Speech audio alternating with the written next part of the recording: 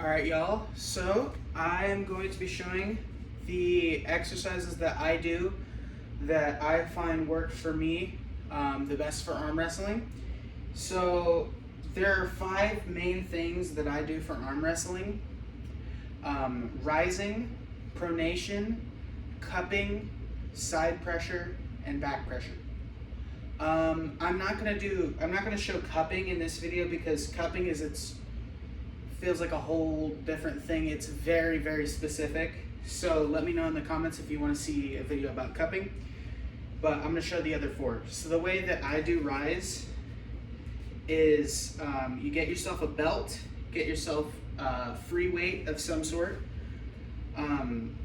wrap it up however you want. Ideally sit on the, just sit on something.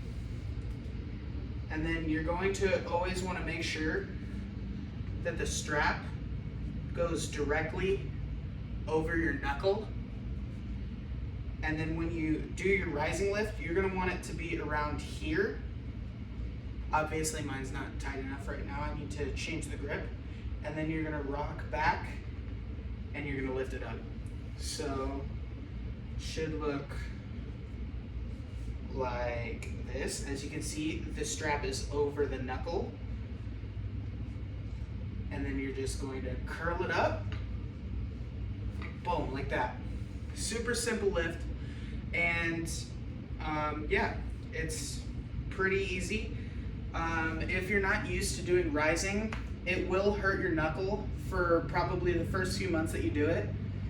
At least that's how it worked with me. I was in pain a lot of the time. But anyways, that's how you do rising. And we adjust the weight here. Now what I do for back pressure is I'm going to get my strap like this, and then I'm going to tie a knot. Just a super simple one like this. And then you put your hand through it like that. And then you're going to sit it at around 90 degrees. Maybe just a little bit higher is how I like to do it. And then you're just going to lift it. Doesn't have to be that high. You just need to be able to lift it. And if you start to get opened up like this, that's not a good lift. You want to stay tight in this lift. That's how you get strong. All right.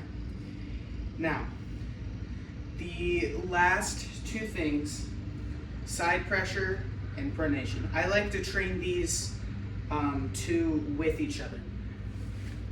So, if we move everything out the way and set that there. Yep, you should be able to see that.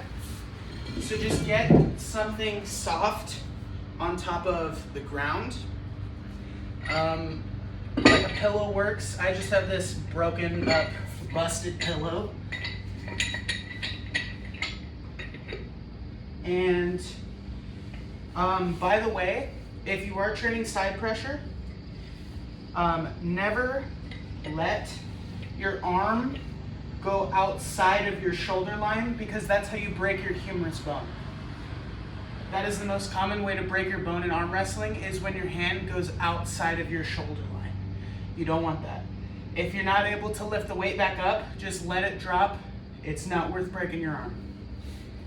All right, so this is how you're gonna do it.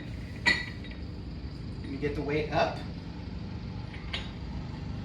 and you're just gonna go like this and drive back up. Go sideways.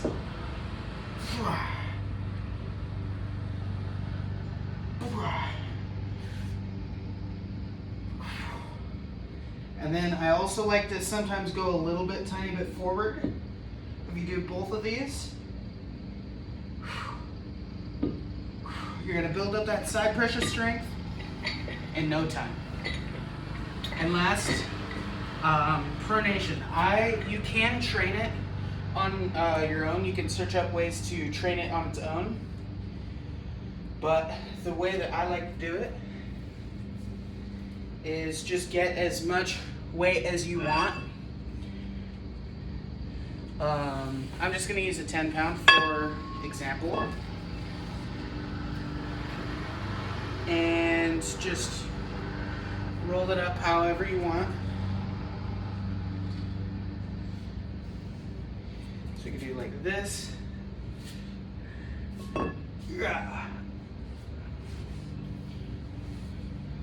And then this is a bad angle. I usually use something different, but you're gonna want it like this. So that way it tries to pull your hand downwards. So honestly, a way you could do this is probably off your leg would be better.